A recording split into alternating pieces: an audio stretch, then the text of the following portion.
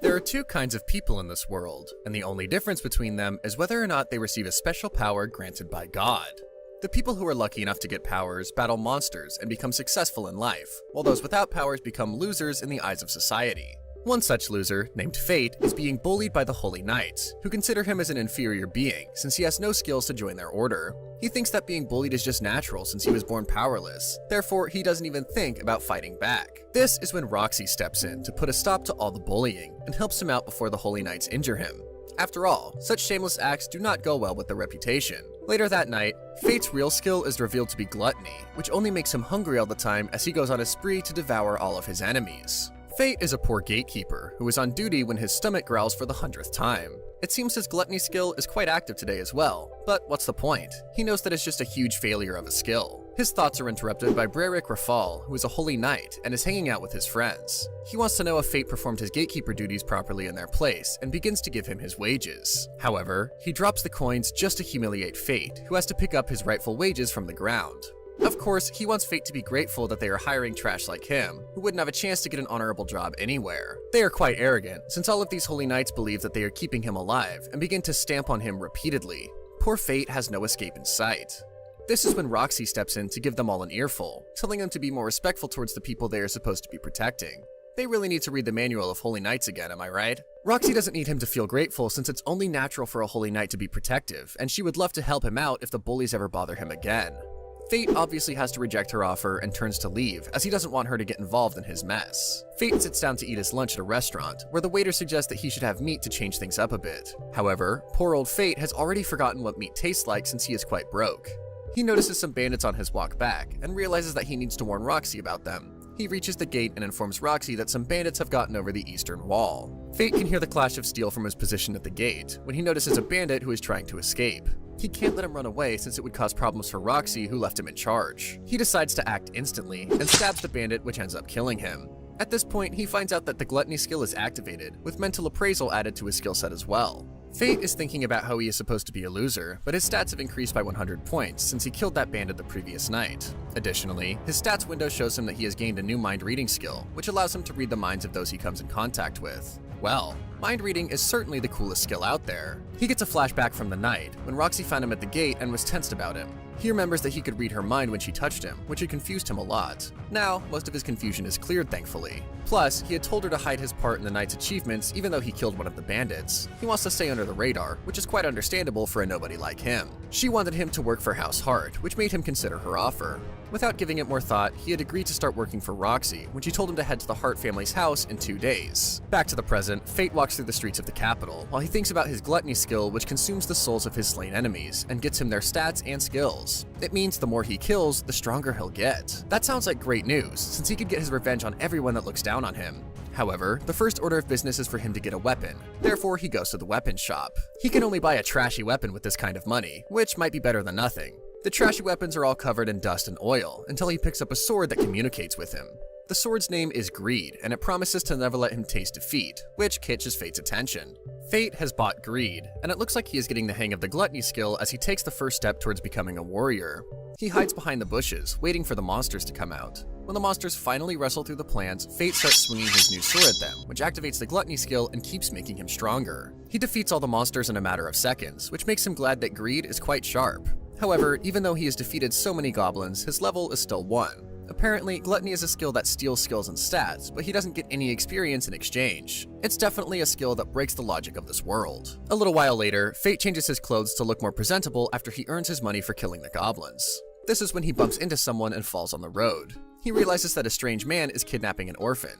He finds that the man's name is Chasm, and he doesn't have any skills, but he might have a hidden trick up his sleeve, right? Chasm ties the little girl up in chains and leaves her alone after making his dishonorable intentions quite clear. The little girl starts crying when Fate appears out of nowhere and tries to rescue the girl when Kasim shows up.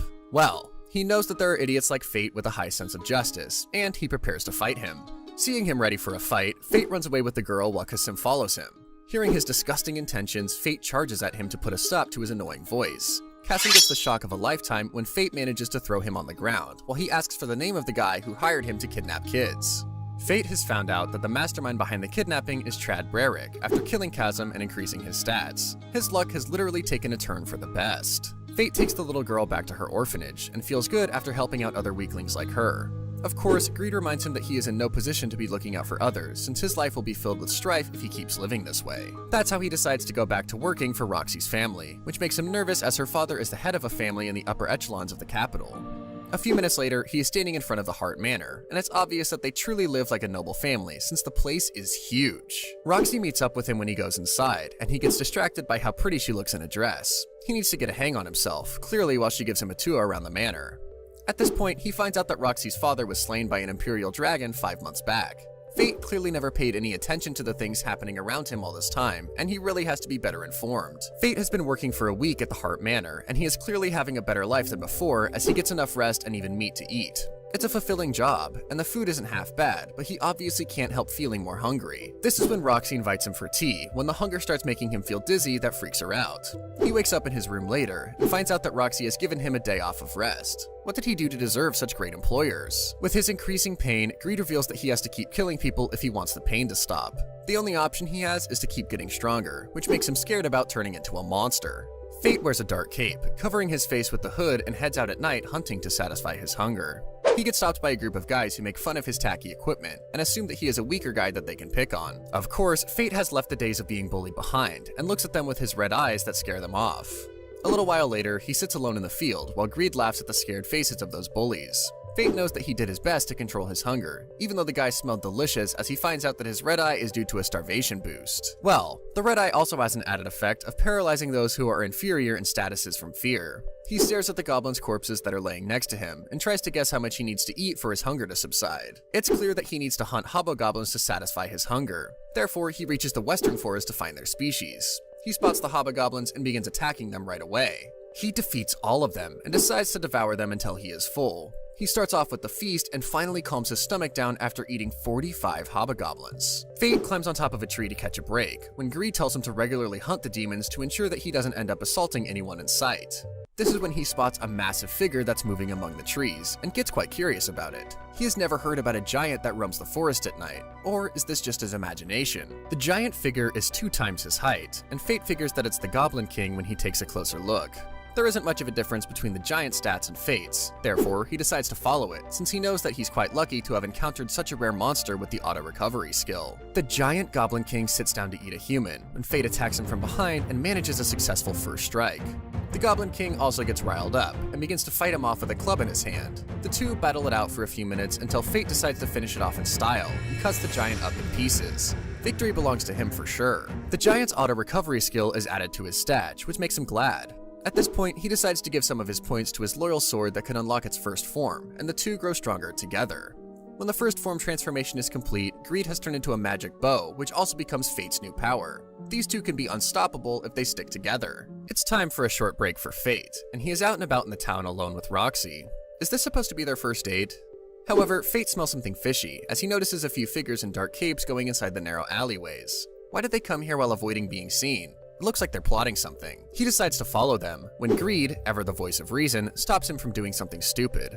Fate listens to his loyal partner, and realizes that he has other things to take care of now, therefore he leaves right away. His days continue without any incident, while he lives as a servant during the day and hunts goblins at night. One day, Roxy appears in front of him, and reveals that she is going on a secret inspection to observe how the town's citizens are doing, while disguising herself as a town girl. She tells him to escort her on this mission, which makes him a bit flustered since he has never escorted a girl before. Well, the two go off on their adventure in the town, where Fate realizes that the rumors of his secret adventures have already started spreading around the town. He hears people talking about the scattered goblins' corpses, and the popular theory is that it's all being done by some drifting monster. The bad news is that the Holy Knights are planning to take action soon, which makes it obvious to Fate that he needs to do something before he gets caught. This is when he spots a skull mask, which is a magical item with the ability to conceal one's identity, and he decides to buy it.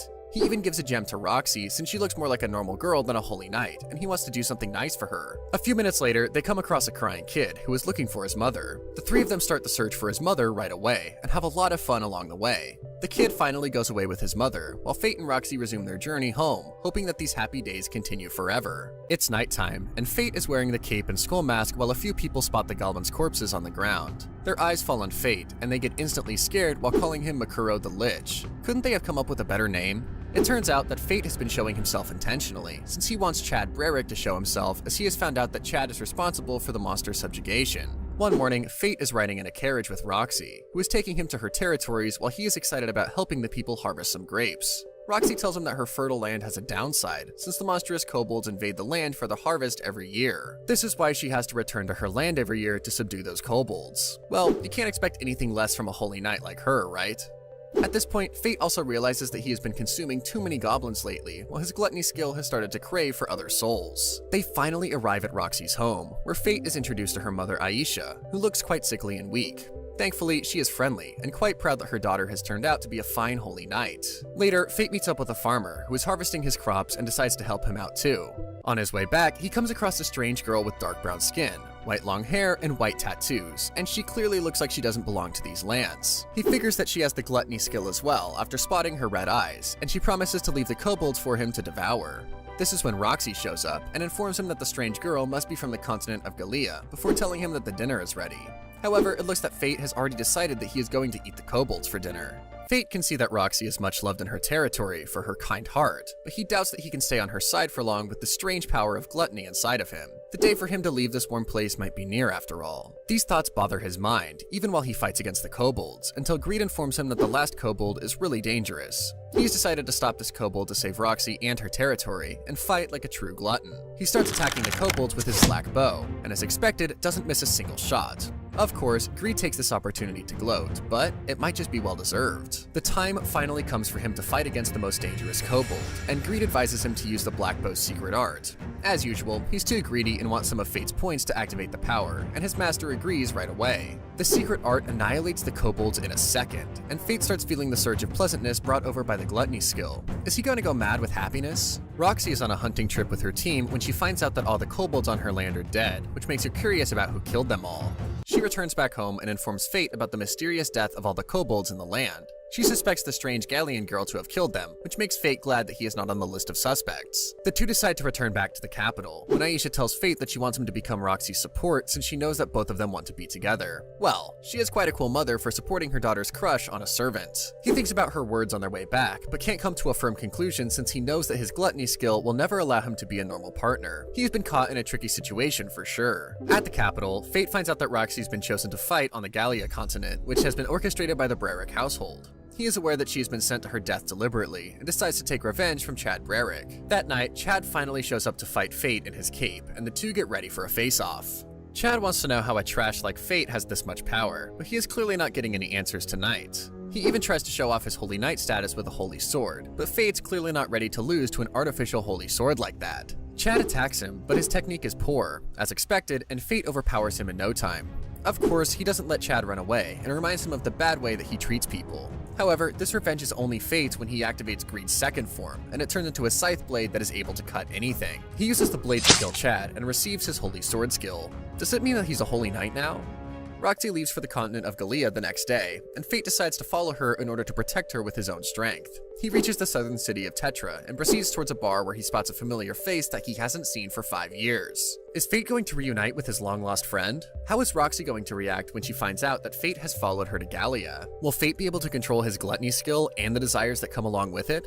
It's time for Fate's backstory, as he narrates that his hometown was a poor village that barely made a living by cultivating herbs. His only family was his father, since his mother had died soon after giving birth to him. His father had a spear skill, and he was responsible for driving out the monsters that attacked the village. Thanks to him, Fate was allowed to stay in the village despite his useless skill. However, soon his father died from an unknown illness. Fate had become a good-for-nothing without his father, and the villagers showed no mercy to him as they banished him from the village. Back to the present, Seto, the son of the village chief who banished him, is begging for Fate's help since he needs his warrior skills to save his village. Fate knows that this guy is just too selfish, but he accepts his request and he needs to feed some souls to the gluttony skill. He doesn't mind exterminating some monsters while he's paying a visit to his parents' grave.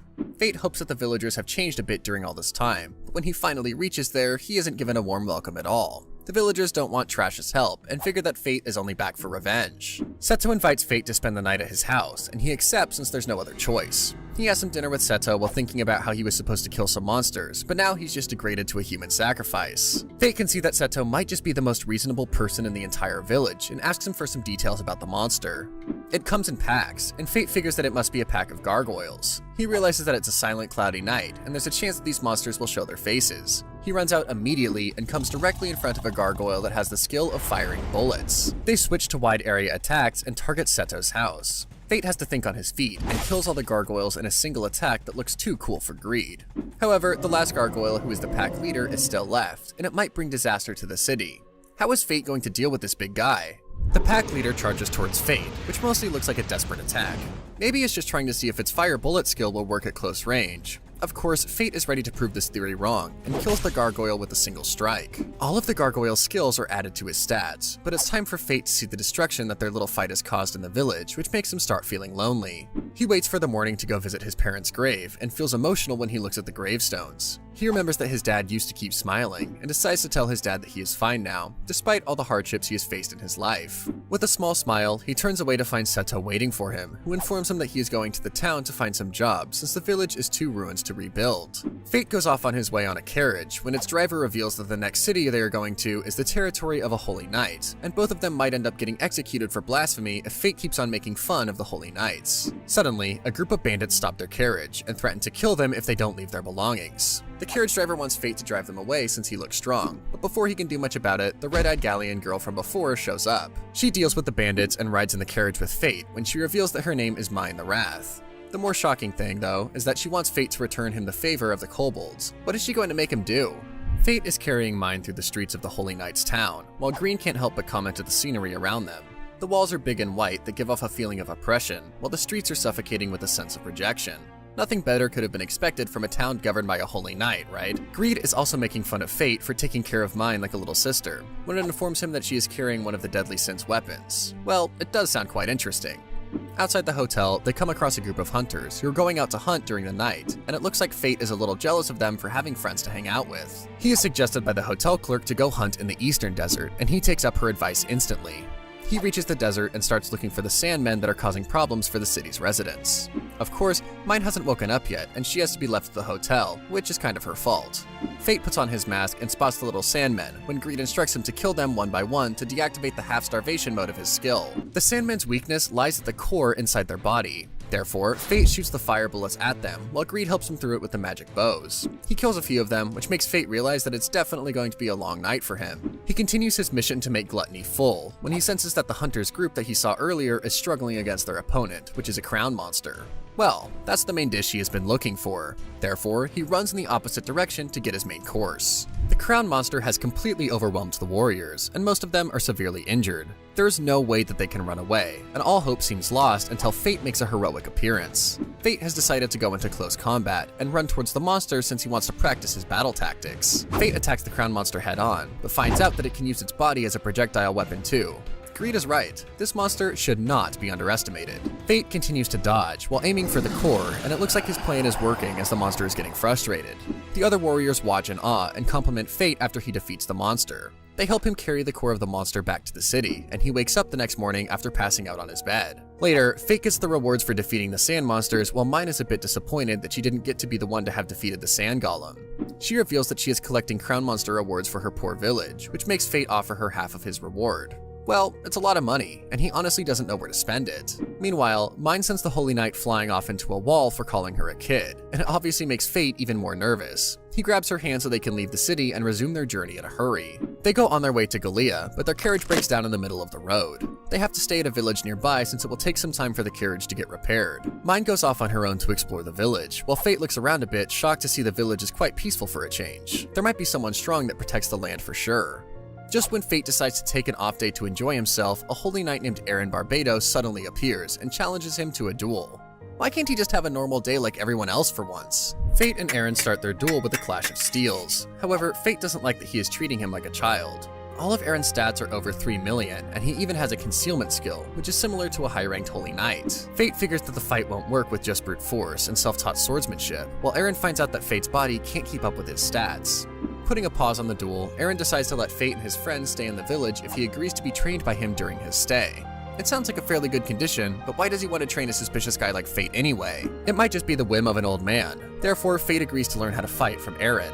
Eren leads them to his house, and they start training right away, since they only have 3 days. Eren doesn't start his training with swords, as using his bare hands is the best way to practice controlling one's stats. It turns out that Eren had been killing monsters in this area to cheer himself up, and before he knew it, a few people came over to establish a village there. He was made the village chief, and the rest is history. His wife and children were killed when monsters raided his land, and that's why he is training Fate, as he wants to leave his legacy through him. All this emotional talk is put aside, and they resume training when Fate realizes that his body has started to react instinctively, and it feels like he has learned how to control his stats. However, as soon as he starts concentrating more on his training, he loses control of his hunger, which changes the color of his eyes to red again. Eren obviously notices the change in him when Fate smells a few monsters that seem to be living in an old castle. He shakes off his thoughts and continues to train for 3 days. At the end of the training, Fate has mastered quite a lot of the skills, and Eren is happy about his students' progress. This is when Fate decides to go to the old castle to satisfy his hunger, and Eren informs him that the monster that lurks there controls the undead. It's a crown monster named Harbinger of Dead, and it turns out that the old castle belonged to Eren once, where his dead family still remains. Well, this just took a thrilling turn. Fate reaches near Eren's old castle, where the crown monster resides along with his dead family. It looks like Eren has joined him for this mission as well, since the last time he came there, his family and people were used as shields, which had made him unable to do anything. It's a good chance for him to settle the score, and they enter the old castle together. They use their night vision skills to detect the incoming skeleton warriors, therefore they distribute the tasks among themselves. Fate starts off with turning greed back into the magical bow, and shoots arrows at the archers, which impresses Eren. Of course, he has to finish off these dead guys in style, and uses sand magic to hit them right in the skull. His aim is truly worth appreciating. Eren takes on the knights, and draws his holy sword art to cut down their opponents. They keep running while they fight, and Eren can't help but give him a lecture on the elemental arts along the way. He really can't help being a teacher. Soon, they find the main gate wide open, which looks like an invitation, and raises their suspicions. They obviously enter the gate, and they enter the hall to find Eren's family waiting for him. Fate is watching their little family reunion, but he knows at the back of his mind that it's a trap laid out by the crown monster. It's surely the worst and lowest kind of trap. Eren's family looks the same as before, even though they are supposed to be dead. Greed guesses that it must be illusion magic, which is making them look alive. Therefore, he warns Eren just in time. Eren finds his entire family ready to fight him, and he draws his weapon to fight back as well. He tells Fate to leave his family to him, and instructs him to find the main culprit. Hearing this, Fate immediately runs towards the crown monster, and the game of hide and seek is over when he lands right in front of it. Fate is surprised to see that this monster has stats over 10 billion. However, he is ready to show off the skills that he learned while training. He begins to dodge the monster's attacks and gets closer until the monster brings a whole army of dead souls in front of itself. It clearly knows that Fate doesn't want to attack any dead souls, but thankfully Eren shows up to counter the monster's nasty move. Eren fights off the dead souls, when Fate suggests that they should end this fight together. Both of them join their skills to defeat the crown monster, while Eren says bye to the souls of his family. Fate finishes the monster after taking up his stats and enduring his hunger. Both of them walk out of the castle when Eren tells him that he wants to wipe out all the monsters to rebuild the city. Moreover, he has overcome his limit and has somehow become stronger, with the potential to keep increasing his strength. They decide to wipe out the monsters right away, and the two bet on who defeats the most monsters out of the two of them. After deciding the stakes, the race starts for Eren to gain what was once lost. One day later, Eren and Fate reach back home to find an angry mind staring at them. They explain that they got a little carried away after defeating the crown monster, but the rest of them were more than expected, which is why it took a while to wipe them all out. Eren gives her 100 gold coins as an apology, which satisfies Mine. Eren tells Fate to return back to him after he is done with his business in Gallia, and it looks like he has something important to talk about. Mine and Fate soon reach Gallia, which is called the Monster Domain, and they are on their way to fulfill Mine's request of helping her fight a formidable enemy. Mine instructs him to keep his guard up, since they can get attacked by orcs anytime, and just when she says it, the orcs show up. They have amazing timing for sure. They fight off the orcs using the sand suits as a smokescreen, and continue on their way to Mine's birthplace. They stop in front of a giant egg, which Greed reveals to be a monster created by patching monsters to a sacrifice. It looks like it's supposed to be Gallia's ancient weapon. It's called the Chimera, and apparently it can't die since its soul lives on. This explains why she needs Fate's gluttonous soul-stealing ability. They start off with the fight when Fate finds a girl tree in the middle of the Chimera with red eyes, and it turns out that the monster is trying to intimidate him. Mine tells him to destroy this girl as she's the core, without any mercy, while Fate decides to assist her in her attacks. He finds out that Mine's weapon, Sloth, gets heavier the more it's used, and Fate keeps using Greed to slash the monster's skin. The giant monster knows that it can't win against the two of them, therefore it starts transforming into its adult version. The mature form of the monster is quite terrifying, and that's why Mine tells Fate to get behind her. Fate can't fathom that he is being protected by someone else, once again, and decides to step up and fight his own battles. He plans to draw out the starvation mode himself, since he needs the boost in physical abilities to fight, and willingly gives himself up to gluttony. He starts feeling a piercing hunger, and he knows that if he goes too far, he'll mess it up. He makes sure to stop at the perfect time, and begins his counterattack on the monster. With half the starvation mode under control, Fate's abilities have been boosted, and he begins to dodge the monster's attacks with higher speed. He adds in some sand magic in his attacks and instructs Mine to unleash Sloth. She literally blows the monster's entire bottom half away, which is a hell of a lot of power. It's time to whip out the black scythe for Fate, and he aims for the spot in the egg where the magical flow is weak. He strikes through the weak spot and injures the monster that makes it run away. Fate knows that the monster is stalling so it can regenerate. Therefore, Mine brings out equipment that can launch him into the air. Before Fate can object, he is high up in the air and focuses on the spot that he has to hit the monster at and decides to take it out before he gets taken out. While killing the monster, he sees a few memories of the girl who is at the core and questions Mine if she knows her. They have to split up, since Fate has to go to the garrison town for Roxy, but he asks Mine to kill him if they even run into each other again after the gluttony skill has made him forget himself. She promises to kill him, but they have to hunt down a few monsters together to help him get his stats back up. Fate has reached the defense city, Babylon, which looks like a tower when they get close. It turns out that Greed has already been to this town with his previous master, but his bitten tone suggests that he didn't like the guy too much. Fate spots Roxy among the group of knights at the entrance, but wakes up the next day at an inn. It looks like he went straight to sleep without even waving to her the previous day. Well, understandably, he wants to minimize his contact with her when he realizes that his expenses are piling up while he doesn't have any money left. He really needs to start earning some money. He goes out to find that there are a lot of warriors around the city, and fortunately, this place is also full of monsters, which can help him make some money. Suddenly, he notices a huge crowd gathering outside a bar, when a girl called Elise comes out to greet him. It turns out that she has been following him all along, and is also a deadly sin skill holder. They sit down together when she reveals that she possesses the sin of lust, and thanks him for wiping out the Chimera in Gallia. Well, she has certainly acted like a professional stalker, and proves to be useful when she informs him about the strongest monster in Gallia, called the Celestial Dragon. He really needs to make up his mind about dying if he ever wants to fight the dragon. However, Fate can't hold back his anger when Elise reveals that she wants Roxy to die in order to support the bigger plan she has for her kingdom. This little development is surely not going to sit well with Fate. Fate has killed off several monsters to gain more stats, and thinks back to his conversation with Elise. At first, he can't believe that she wants Roxy to die, since it is quite ridiculous to believe that her death would lead the kingdom to a better future. However, Elise is adamant that it would happen, as Roxy is the only one within the Holy Knights who truly cares about the kingdom's people. It turns out that she wants to trigger the hate phenomenon with Roxy's death, as the hate accumulated over time needs to be swallowed by the hate born from the death of the last Holy Knight of the Heart's family. Moreover, she believes that people with great abilities will be born and become the pillars of the kingdom. This subject is quite terrible for Fate, who has just awakened his skill. Therefore, Elise promises not to disturb him if he stops challenging absurd enemies. That sounds doable, right? Well, not for Fate, as he has made up his mind to protect Roxy no matter who the enemy is. This is when he gets a visitor named Northern Alistair, who is a holy knight. However, Greed is already feeling something dangerous from him. Fate introduces himself as Makuro since he is already wearing his mask, but isn't too happy about Northern's offer of serving under him. Fate obviously refuses the offer, but it doesn't look like Northern is ready to give up. He's the kind of man who gets everything he wants after all. Later, Fate goes to a shop with 2 bags of orc ears, while people gossip about his incredible strength.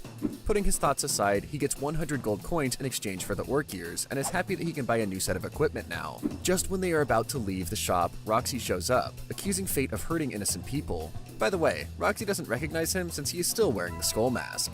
Fate tries to explain the situation to her, and she lets him off after finding out that he has just beat up the people in the shop to defend himself. After all the clarification, Fate immediately leaves the shop, leaving a confused Roxy behind, who can't help but wonder if she has met the strange man before. Later that night, Roxy's camp is attacked by 4 crowned monster salamanders who can breathe fire. She tries to remain cool and handle the situation, even though it's abnormal for multiple crowned monsters to gather and attack in groups. Just when she is about to be roasted alive along with one of her mates, the heroic Makuro shows up, ready to stand by her side at last with Gluttony's power. Fate stands over the crowned monsters' dead bodies, and it looks like he did a great job defeating them during the battle. Just when he tries to examine the dead monster's body, a girl comes up from behind and is ready to take off his mask. He really has to dodge for a while to stop her from taking his mask off when he finds out that her name is Malia, whose commanding officer is Mugen. Roxy offers that they should travel together to the valley, since she is already headed there with her team to rescue their material collection team.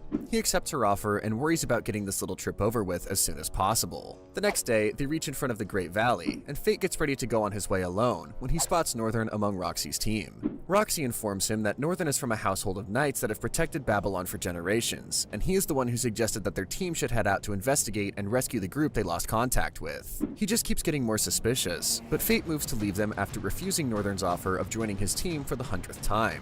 Fate is exploring the valley alone now, and he realizes that even the atmosphere is different, as if this piece of land has been purified. Soon enough, he comes across another Kiʟʟra that's missing the core.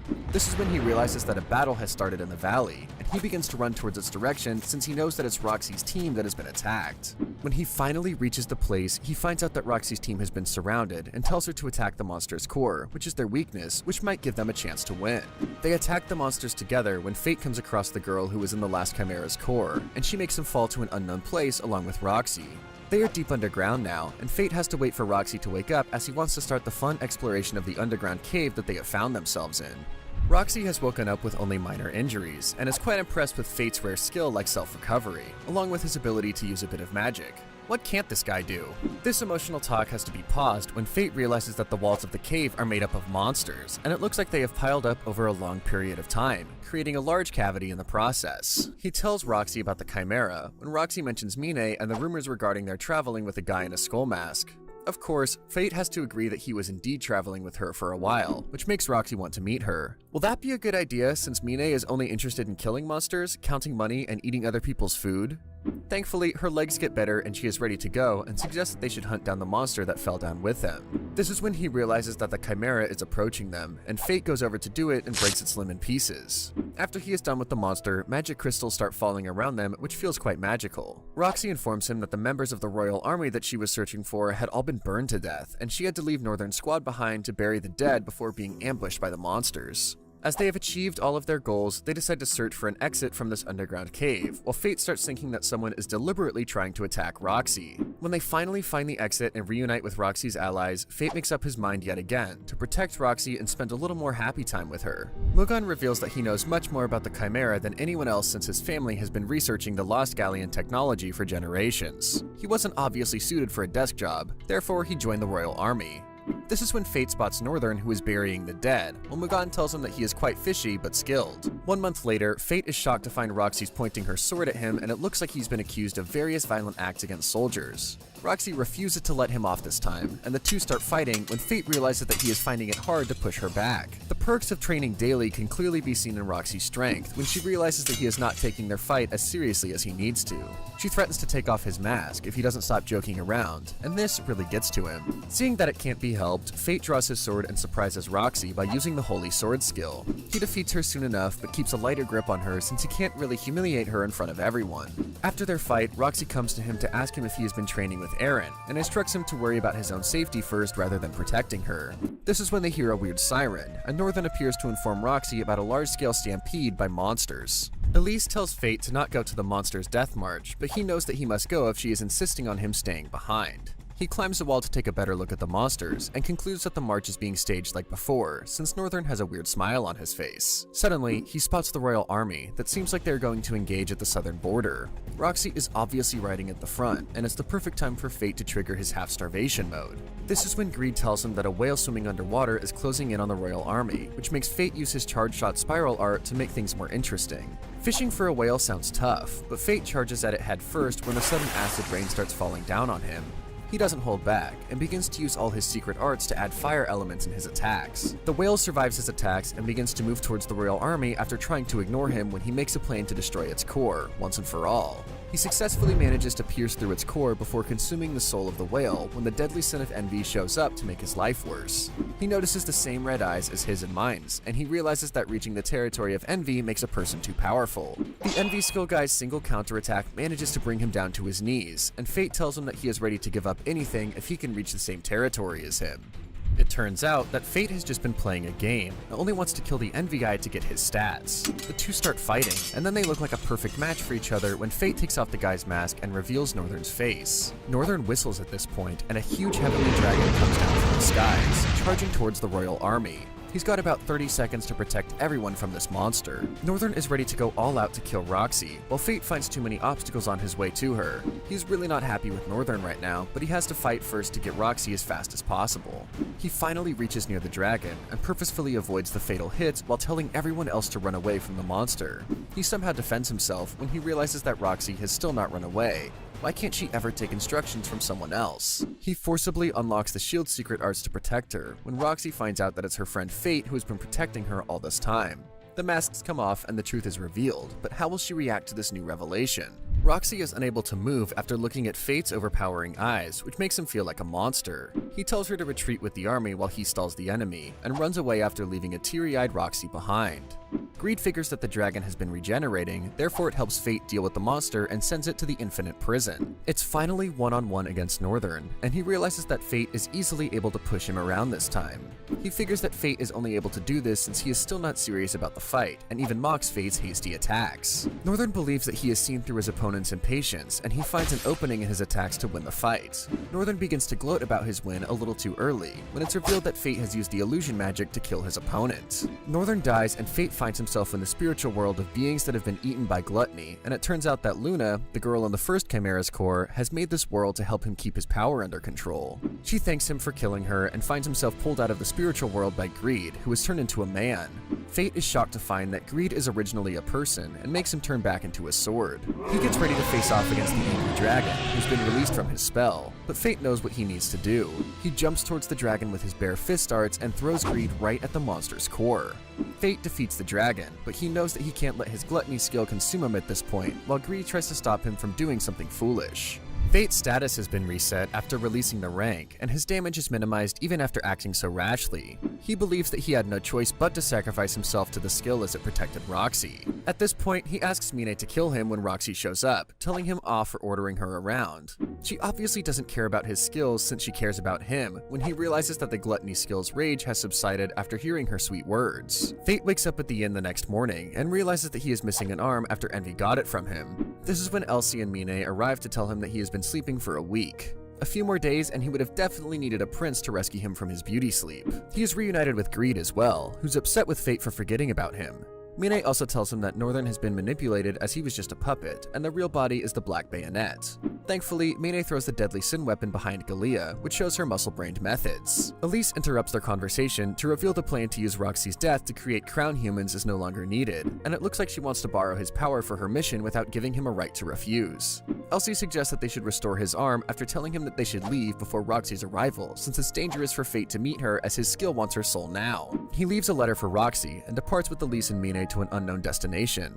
2 months later at the Heart Territory, Fate heals Roxy's mother, Aisha, and reveals that he is the new successor to Eren. 2 months back, Fate stands in front of the orc's little hiding place when Elise tells him that they will have an orc buffet for their gluttony tour. Well, it looks like this is supposed to be the treatment for his arm. It turns out that Elise wants him to heal his own arm by using the Twilight healing art, but he has to increase his stats to use the art in the first place. He has to struggle a lot as he needs to use his bow with one arm, but he manages to deal a lot of damage to the orcs with his strikes. He decides to continue killing the orcs till he collapses, and in this way, the special training of Hell begins. He has to fight off many monsters along the way, while Mine makes up numerous irritating nicknames for him.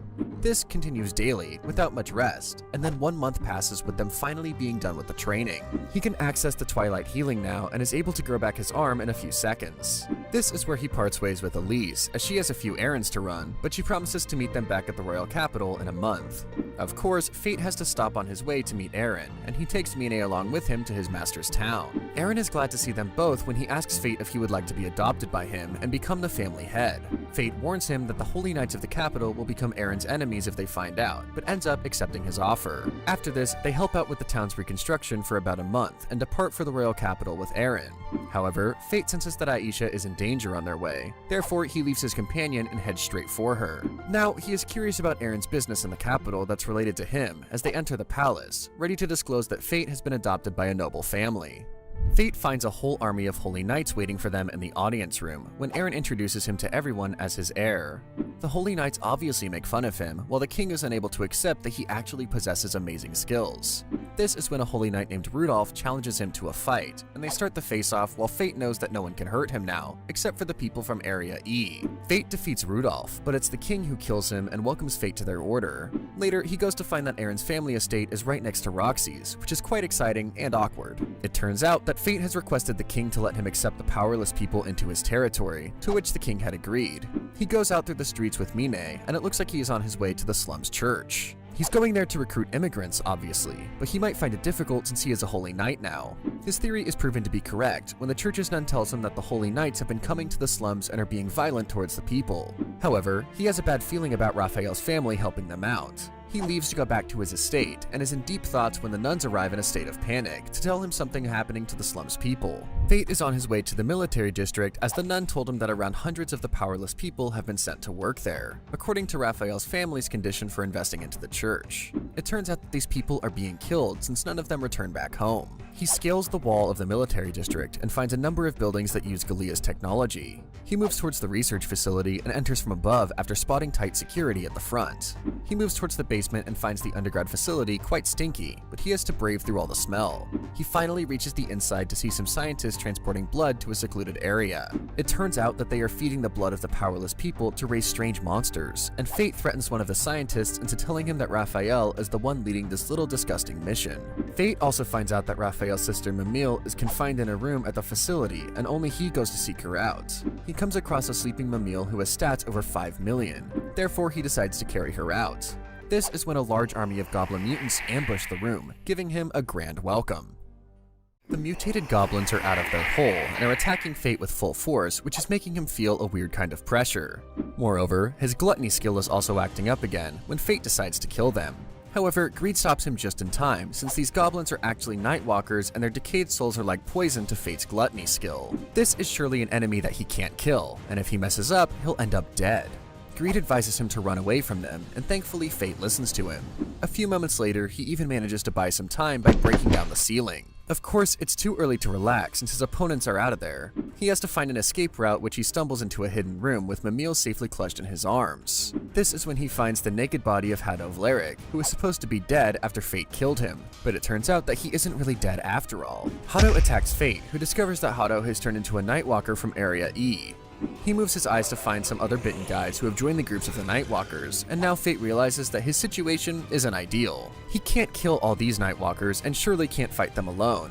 This is when Aaron appears at the perfect time, and they decide to team up like the old days to fight these Nightwalkers. Aaron soon gets attacked by Haddo, but Fate manages to save him but is still finding it hard to kill the Nightwalkers once and for all. They somehow manage to make their defense work on time and escape into the facility where they find a line of female specimens in tubes. Aaron identifies one of the girls as Lima Vlarik, who died 10 years ago, when Raphael shows up to inform them that this particular woman is his mother. Of course, Raphael has heard about Fate's little adventures and can't believe that a loser like him can become such a big deal.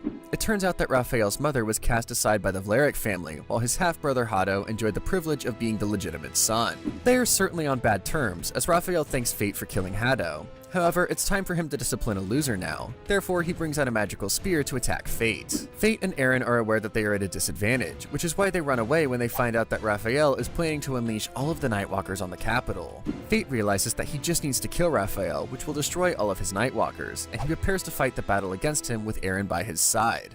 Aaron deals with the minion Nightwalkers while Fate faces off against Raphael, who is still being protected by his spear. Fate knows that he has to do something about the spear, therefore he bestows a bit of the sand magic on the spearhead as advised by Greed. The plan works, and Greed identifies the spear as Vanity, one of the mortal sin's weapons. Apparently, this weapon doesn't have a heart like Greed does, which is why it endlessly sucks up its user's blood. Raphael is getting riled up for sure and wants Fate to stop being such a loser. He believes that Fate should give up and get bitten by one of the Nightwalkers in order to become his servant. Aaron and Fate have had enough, and they both charge on their respective opponents. However, Raphael ends up stabbing Aaron when Fate starts detecting an uncontrollable urge in Raphael. He has been weakened now, and now must be the time to attack. Fate runs after Raphael as he knows that his enemy needs to get some blood to get back his energy.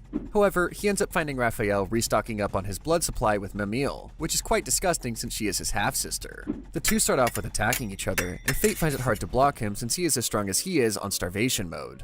They are more like each other than Fate could have ever thought, and he can feel his strength running out. He begins to think about all the people he cares about and concludes that Raphael is pitiful as he has no one to think about.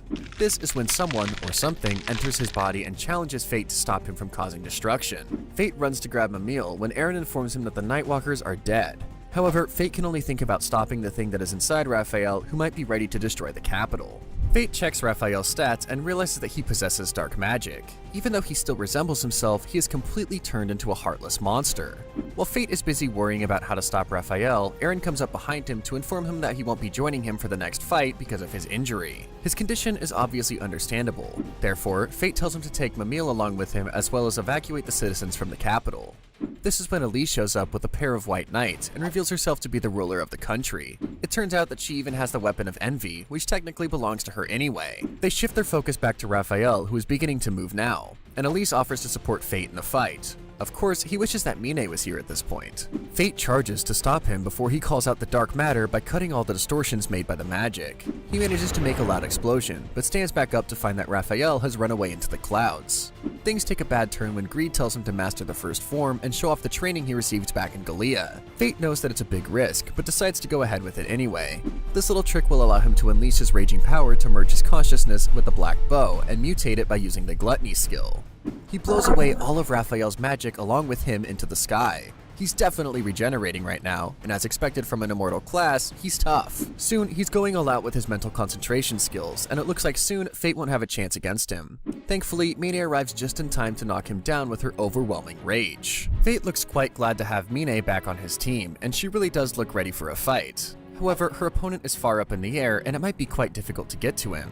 Mine hits him with Slot and drops Raphael to the ground, which is a brilliant move as always. Moreover, her weapon is so heavy that Raphael is pinned to the ground. Fate and Elise get a moment with her to thank her when Mine tells them that Raphael's body has been taken over and they have to separate them in order to defeat it. Well, she is basically repeating the information that we all know. She suggests that Fate should use his weapon to use the second technique called the Deadly Inferno, which can separate Raphael from whatever it is that's possessing him. However, Raphael is hiding right now, which gives Fate time to think about how Raphael is using his powers for all the wrong things, and believes that he would have become exactly like Raphael if he had drowned in his own powers. This is exactly why he needs to end it. Therefore, he prepares Greed to end this fight once and for all. Fate moves forward with Dead Inferno set in motion and hits Raphael with all his power. The outcome seems to be bats flying all around, and the person who was inside Raphael reveals himself to be Shin. Shin is basically an enemy linked to Mine's goal, and it looks like they haven't seen each other in around 4,000 years. Time sure does fly fast. He is also quite arrogant about no one being able to defeat him, when Mine asks him to open the door so she can go to a mysterious place. Shin obliges her request and takes Mine away after she thanks Fate, who is left shocked after Mine disappears among a number of bats. Fate feels powerless and has started to understand that he might have made Roxy feel this helpless after he disappeared from Gallia. Well, he's not strong enough to chase after Mine, so it's quite pointless to keep thinking about it. He looks around to find that the military base has become a wreck, but it must be more of Elise's problem since she is temporary king, right? Elise reveals that envy was her mortal sin weapon and they created the kingdom together to rule, until they grew apart from each other. As a result, Elise wandered around trying to accomplish her goals, while Envy had possessed a body to rule the kingdom. Envy began to search around for an ideal body around that time, which is why he ignored the Holy Knight's tyranny for all this time.